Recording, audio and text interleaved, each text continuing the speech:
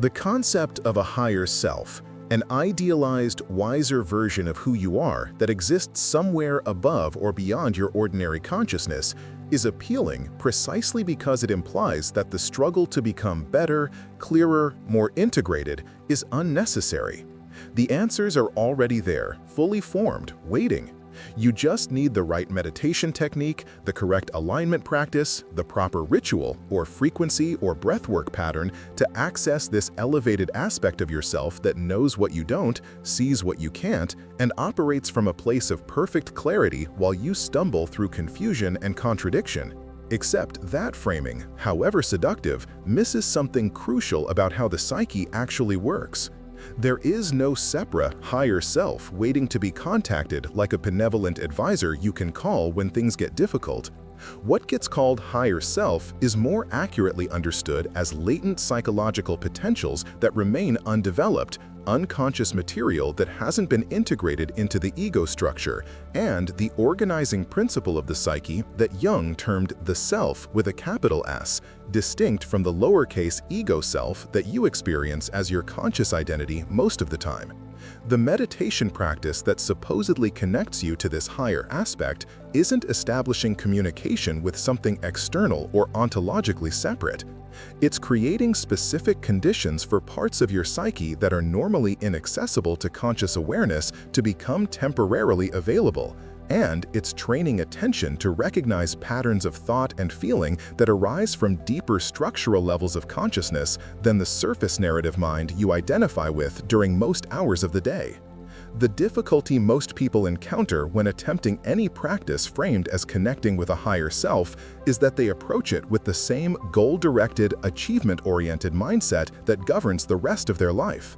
Meditation becomes another task to optimize, another metric of success or failure, another arena where you can either win by achieving the desired state or lose by failing to produce it on demand. The practice gets evaluated entirely based on whether it produces the experiences advertised, a sense of profound connection, a feeling of peace that transcends ordinary anxiety, insights that seem to come from beyond the ordinary thinking mind, moments of clarity where everything suddenly makes sense.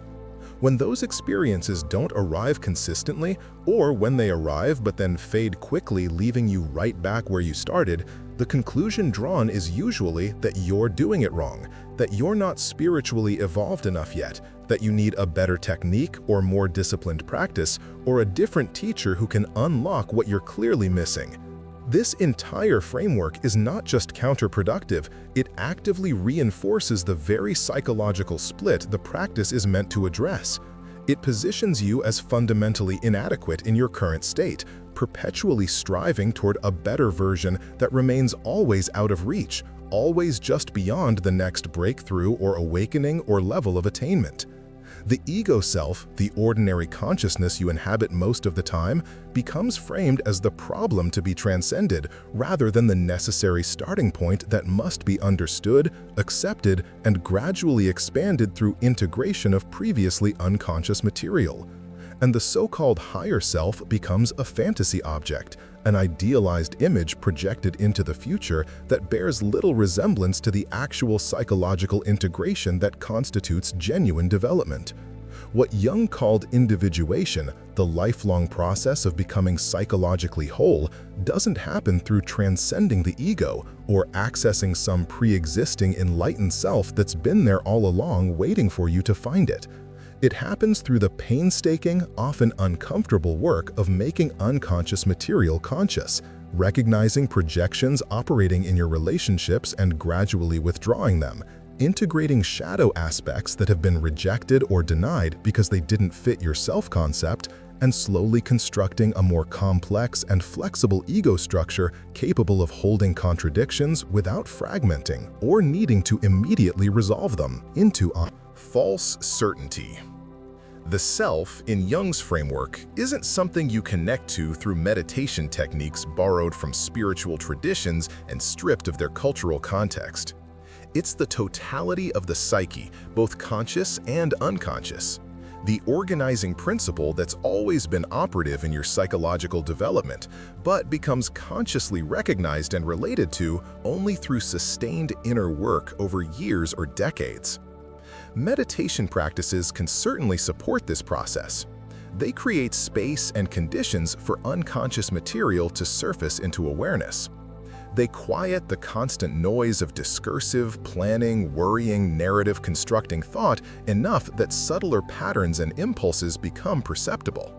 They train the fundamental capacity to observe mental content as mental content without immediately identifying with it or reacting to it as though every thought that arises is true or important or something you need to act on. But the benefits come not from accessing a higher self that exists elsewhere, but from developing a fundamentally different relationship to the ordinary self. From recognizing experientially that what you habitually call I is a much narrower subset of the total psyche than you typically assume. The persona, the social mask you wear, the roles you perform at work and home, the identity you present to the world is adaptive and necessary for functioning in collective life. It allows you to meet social expectations, maintain relationships and employment, participate in shared cultural meanings without constant friction.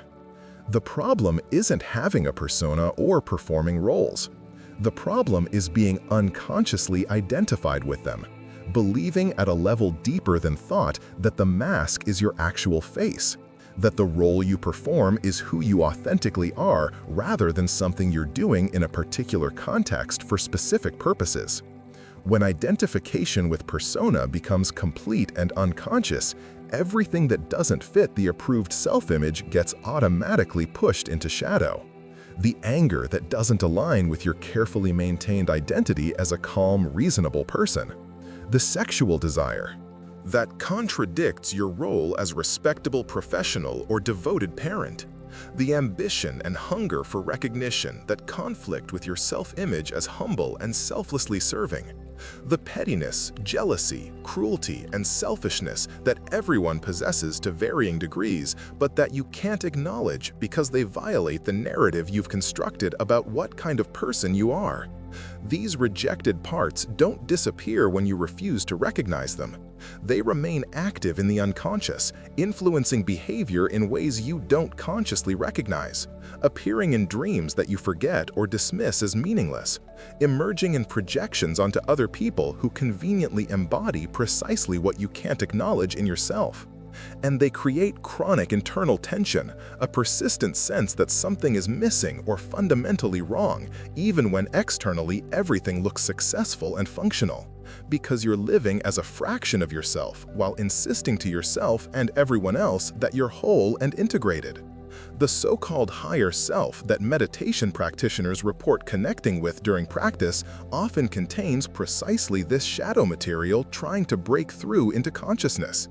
The experience of sudden insight during meditation, of wisdom that seems to come from beyond the ordinary thinking mind, of guidance that arrives in images or feelings or wordless knowing, these frequently involve unconscious content breaking through into awareness in a form that the ego structure can tolerate without immediately activating defense mechanisms. What feels subjectively like guidance from a wiser source is often the psyche's attempt to communicate what consciousness has been systematically refusing to see. Someone who has rigidly maintained a persona of strength and self-sufficiency might, during deep meditation, encounter a voice or feeling or symbolic image that communicates vulnerability, neediness, the desire to be taken care of by others. The immediate temptation is to interpret this as spiritual guidance, as the higher self revealing an important truth about what you need. But more accurately, it's shadow integration beginning to occur. The rejected part, the vulnerability that couldn't fit the strong self-image, is surfacing in a way that doesn't immediately threaten the ego structure's stability, allowing the person to glimpse what they've been defending against without psychologically collapsing entirely. The meditative state provides enough distance from ordinary identification that the material can be observed and engaged with without immediately triggering the defense mechanisms that normally keep it unconscious and inaccessible. This is why meditation practices that explicitly aim for transcendence or bliss or escape from the difficulties of the ordinary self often fail to produce lasting psychological integration, despite generating powerful altered state experiences. They can create temporarily altered states of consciousness, certainly. They can provide relief from the constant, exhausting chatter of the thinking mind. They can generate experiences that feel profound, meaningful, even sacred in the moment.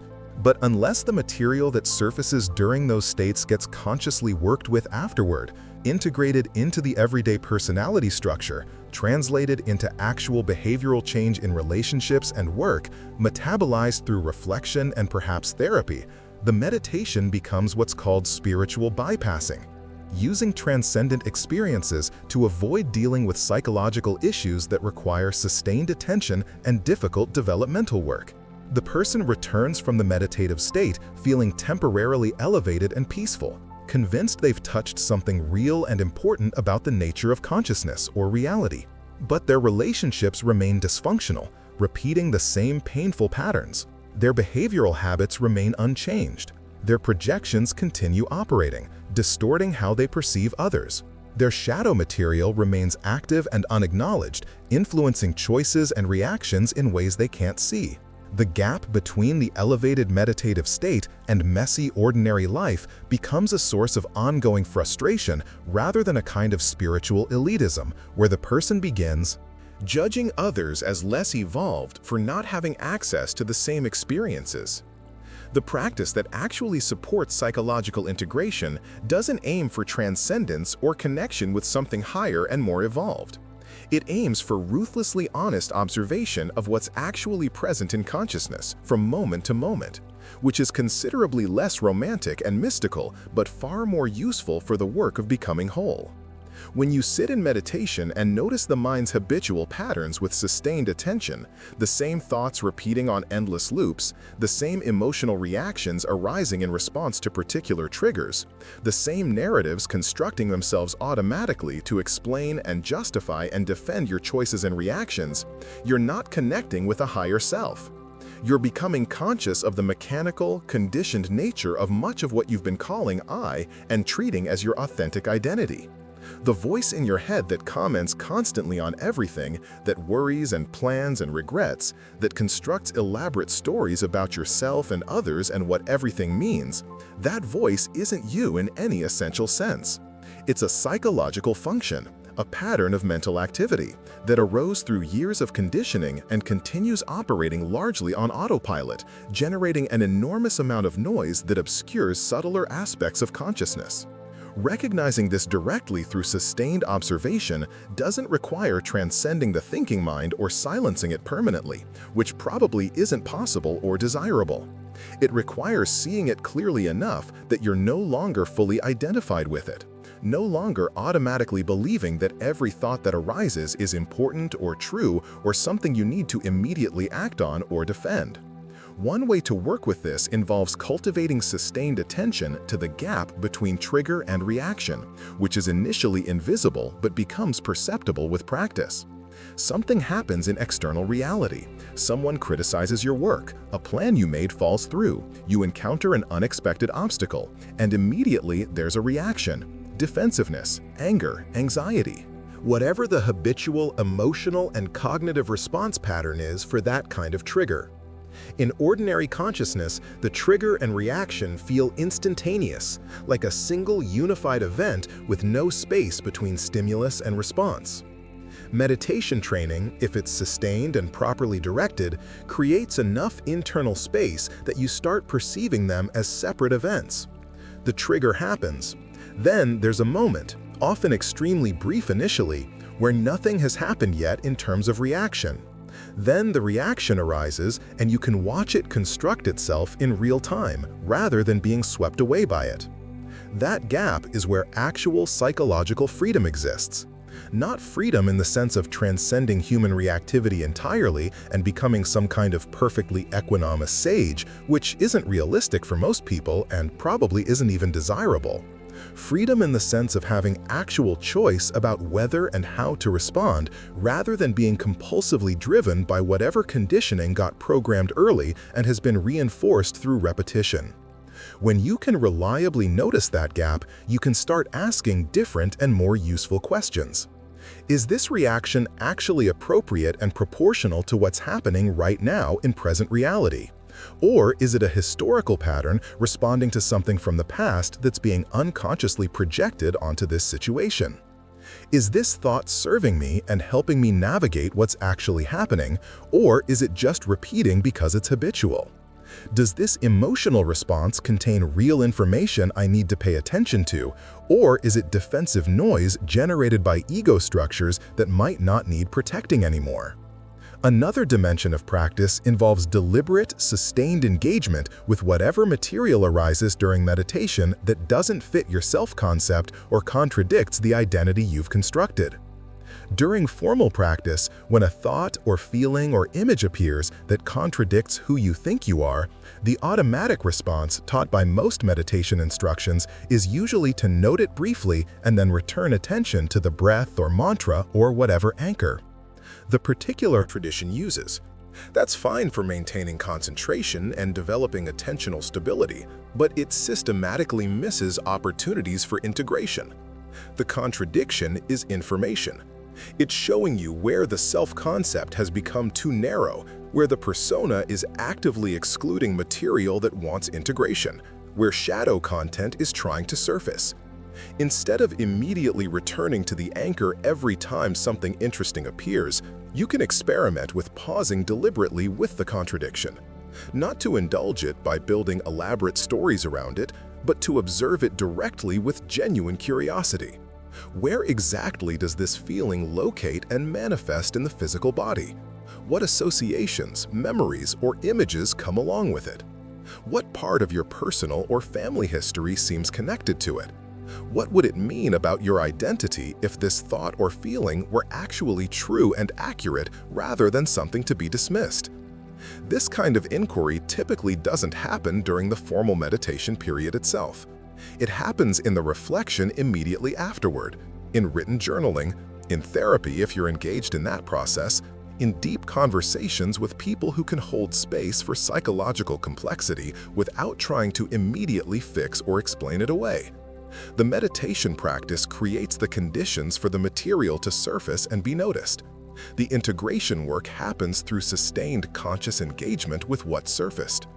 The third approach involves systematically recognizing that much of what gets projected onto others as their characteristics, faults, or intolerable qualities is actually your own shadow material. When someone triggers a disproportionately strong reaction in you, not just mild irritation or disagreement, but visceral dislike, not just rational disagreement about ideas, but moral outrage about who they are as a person, that intensity is diagnostic. It strongly suggests projection is operating. Something in that person is mirroring something in you that hasn't been consciously acknowledged and integrated. And the intensity of your reaction is roughly proportional to how much psychological energy you're using to keep it unconscious. The practice here is what Jung called withdrawal of projection, which sounds abstract but is actually quite concrete and can be done systematically. You notice the strong reaction arising. You resist the immediate compelling impulse to explain it entirely in terms of the other person's behavior being objectively intolerable. Instead, you ask what specific quality or characteristic they seem to embody that you find so deeply intolerable or threatening. Then you deliberately look for traces of that same quality in yourself, in your own behavior patterns or hidden desires or fears. Not necessarily the identical behavior, you might not do exactly what they're doing, but the underlying impulse or desire or fear that their behavior expresses. Often, what you find when you look honestly is that you possess the quality but express it differently, or that you possess it and have been rigidly suppressing its expression at great cost, or that you're deeply afraid of possessing it and have organized your entire identity around being its opposite. Recognizing this doesn't mean you have to accept genuinely bad behavior from others or stop having appropriate boundaries. It means taking back the psychological energy that's been tied up in maintaining the projection so it becomes available for conscious choice about how to express that quality in integrated ways rather than having it leak out in unconscious, often destructive ways. The fourth dimension of practice is the deliberate cultivation of what might be called symbolic literacy, the capacity to read the psyche's symbolic language that operates below and alongside rational discourse. Dreams, art, intense, seemingly irrational emotional reactions, recurring patterns in relationships and life circumstances, synchronicities that feel too meaningful to be coincidence. These aren't random noise to be dismissed. They're the psyche's symbolic language attempting to communicate what doesn't translate easily into linear, rational thought. When you dream about being chased by something threatening, it's almost certainly not literal precognition of a future event. It's the psyche representing something in your current waking life that you're avoiding, something that feels threatening to your ego structure and that you're running from rather than turning to face and understand. When you keep encountering the same basic problem in different relationships or jobs, different people and contexts, but the same underlying pattern, that's not bad luck or coincidence. That's a pattern. And the pattern is revealing something about your unconscious psychological structure that needs attention. Developing sensitivity to this symbolic dimension requires regular, disciplined practice of translating symbols into psychological meaning through active imagination, dream work, and sustained self-observation. What part of my psyche is represented by this particular dream figure? What aspect of myself am I rejecting or refusing to acknowledge that keeps showing up in projections onto romantic partners? What internal conflict or developmental challenge is being represented by this external situation that keeps repeating despite my conscious attempts to avoid it? This kind of interpretive work is inherently subjective and can easily become self-indulgent or meaningless if it's not grounded in observable patterns and consequences in external life. The test of whether an interpretation is accurate isn't whether it feels profound or meaningful in the moment.